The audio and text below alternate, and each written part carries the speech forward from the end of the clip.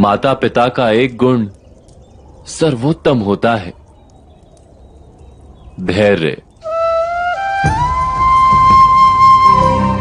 प्रत्येक मनुष्य के जीवन में ऐसा क्षण अवश्य आता है जब सारे स्वप्न, सारी आशाएं, सारे दृश्य ध्वस्त हो जाते हैं। जीवन के सारे आयोजन ही बिखर जाते हैं। एक और धर्म होता है और दूसरी ओर सुख।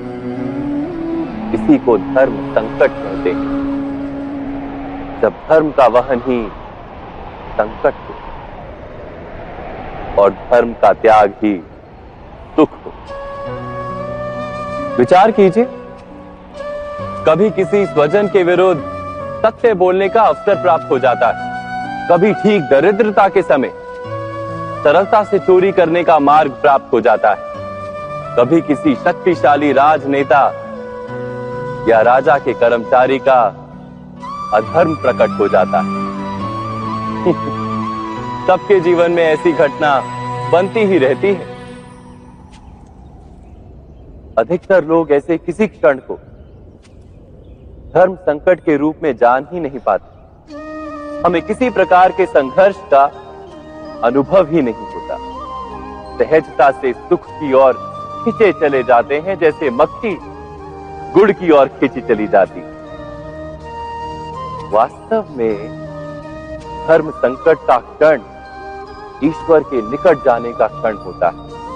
यदि हम संघर्षों से भयभीत ना हो, सुख की ओर आकर्षित ना हो, अपने धर्म पर दृढ़ रहे, तो ईश्वर का साक्षात्कार दूर नहीं।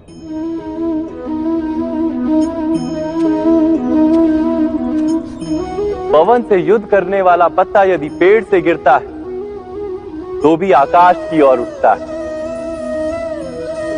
पवन से झुकने वाली घास वहीं भूमि पर रह जाती है।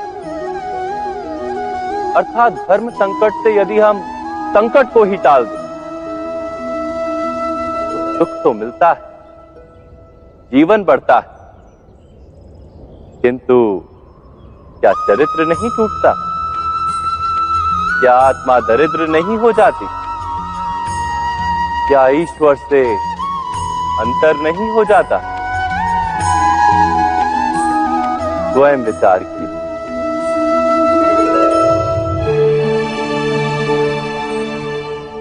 इतना स्मरण रहे, पति का प्रेम शौर्य में दिखता है और पत्नी का धैर्य में। इसका एक और अर्थ भी है। जब संघर्ष का समय आए तब पति में धैर्य और पत्नी में शौर्य होना चाहिए। स्वर्ग में जो यम है, इस भूमि पर वो नियम है। कीचड़ में कमल खिलता है क्योंकि कमल की डंडी पर शाखाएं नहीं होती, जो यहां वहां नहीं घूमती, सीधे ऊपर आकाश की ओर उड़ती हैं।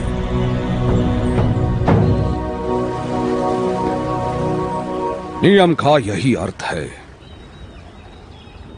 समग्र जीवन को नियम से बांधना पड़ता है, जीवन को तपस्या बनाना पड़ता है।